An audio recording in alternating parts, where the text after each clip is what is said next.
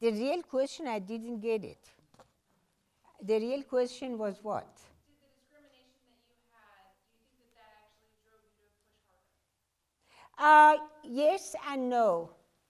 You know, many people also ask me, if you were in Iran, would you have done that? Probably yes. You know, I greatly believe that if something was completely planted in my mind, in my being when I was very young by my father. And those seeds started to grow. And when it started to grow, I couldn't stop. I just couldn't stop. And they were first started to be sprouting around and so on, and then the flowers. But I think I could not have chosen another life. And it was something in me that pushed me.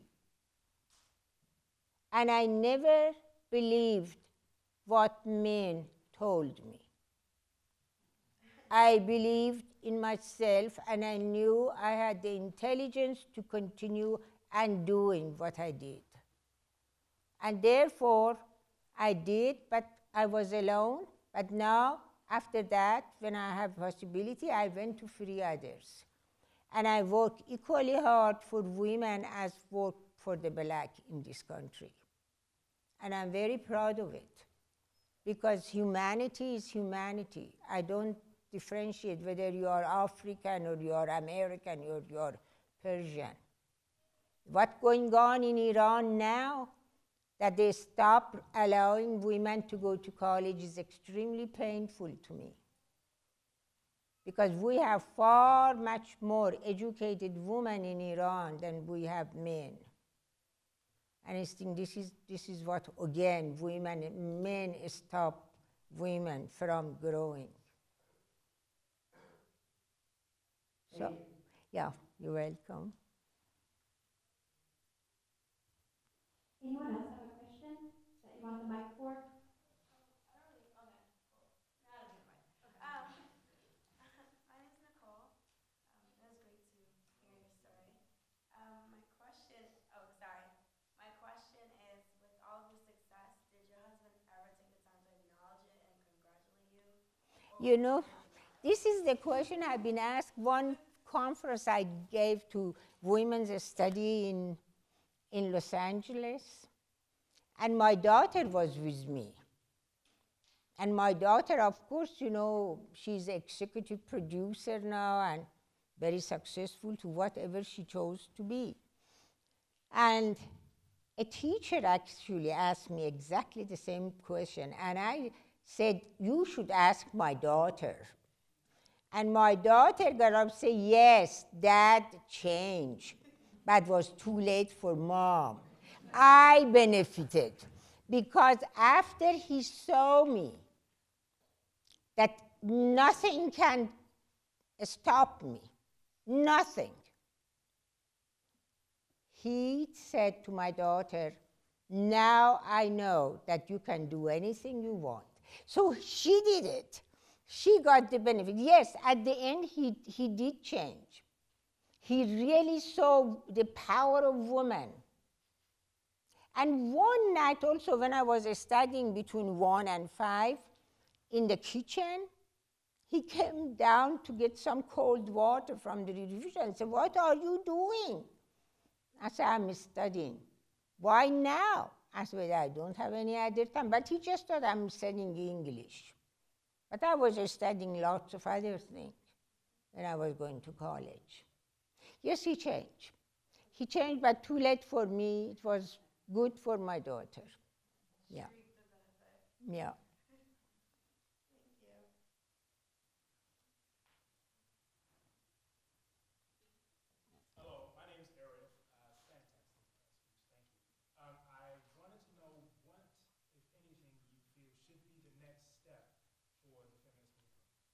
Toward what? The feminist movement. I think this election showed that wanting the women back again home is not possible. And I think religion has a lot to do with it. But I don't think the women can go back to where it was. And they go ahead. They are educated women, and they go ahead.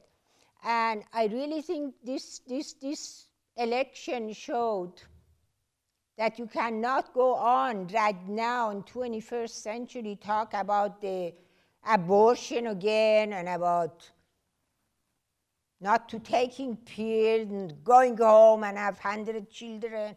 I mean, I don't think they can do anything. Women will go on because women is a half of the working class here. We have to work hard to have the same pay as men. That is still not happen. Maybe some field there is or maybe not. But we don't have absolute equality in the United States. Not yet. But I am sure the women are very educated these days. I mean, every door is almost open to them. And they can run for politics. We're going to soon, I hope, a woman as a president. And the country that does not take women seriously, they are doomed. Because you won't allow to have women get education, and then you get to give to the woman the most difficult job in the world to raise next generation. How could an educated woman raise good men or women?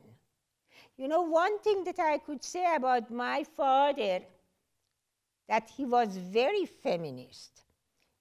But besides that his own mind sees things truly, he had a very educated mother. When you have an educated mother, then you won't become so anti-women. Impossible. That's my answer.